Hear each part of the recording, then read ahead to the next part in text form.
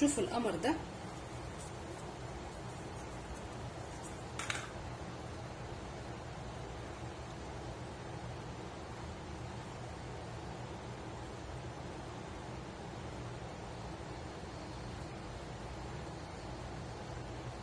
وما تنسوش تحطوا اللايك وتشتركوا في قناتي وتفعلوا زر الجرس عشان يوصلكم مني كل جديد.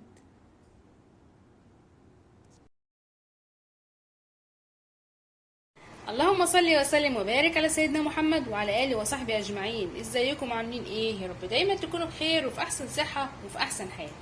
يوم جديد وفيديو جديد. هعمل ان شاء الله النهارده كيك الافران. هنعمله في ورق الكب كيك بمنتهى السهوله وبمقادير مظبوطه جدا. يلا بينا نشوف هنعمله ازاي. ويلا بينا على الطريقه. اول حاجه هنضرب البيض يا اما في الخلاط يا اما بمضرب البيض اليدوي او الكهربائي او في العجان زي ما انت عايزه. حطينا 3 بيضات، نحط معاهم السكر والفانيليا. عايزاها سايله فانيليا بودره زي ما انت عايزه.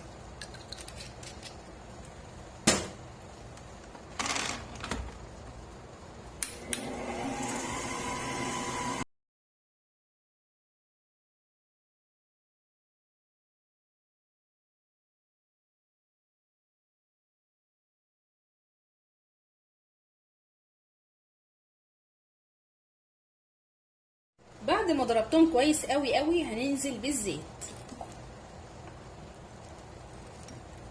الزيت ده كوبايه، تمام؟ دي كوبايه من الزيت. يبقى احنا حطينا 3 بيضات ضربناهم مع كوبايه من السكر ونزلنا بعد كده بالزيت. وما تنسوش طبعا الفانيليا.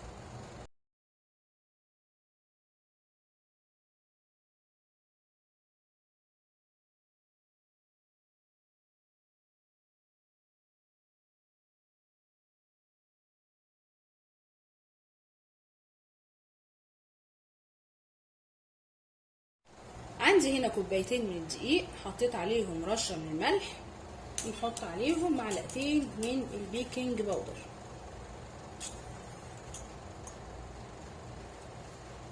وننزل بيهم على الخليط الحلو بتاع الكيك، الخليط السائل.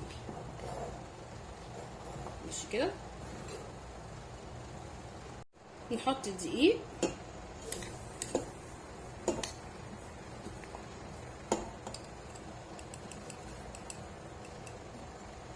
لو تقل معاكي هتحطي قد معلقتين كده من اللبن، لو خفيف هنزود معلقتين من الدقيق.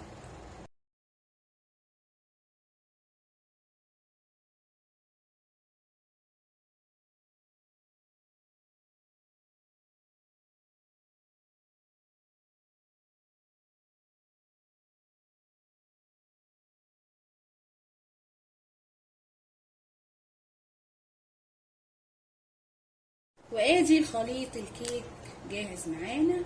يلا بينا بقى نكمل وصفتنا. بمعلقه ايس كريم، بمغرفه، باي حاجه، بمعلقه عاديه نفضيها كده عشان كل حاجه تنزل مظبوطه.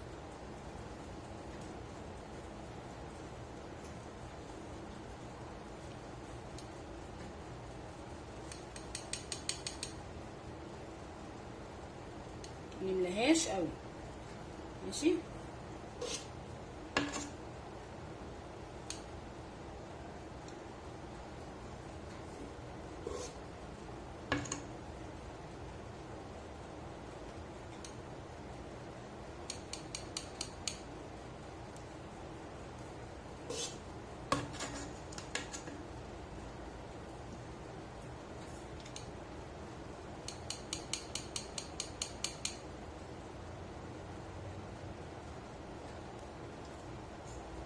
تبقى كده.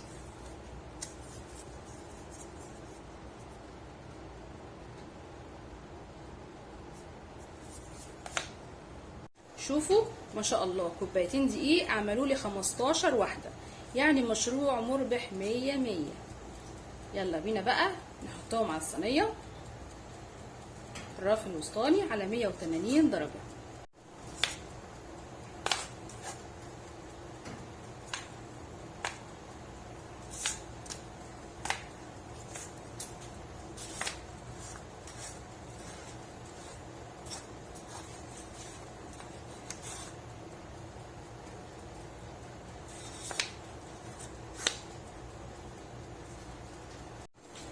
عملت شوية هنا للزبيب، ندخل كده الزبيب جوه،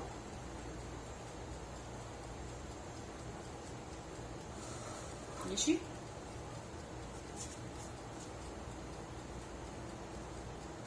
لو مش عايزة بلاش.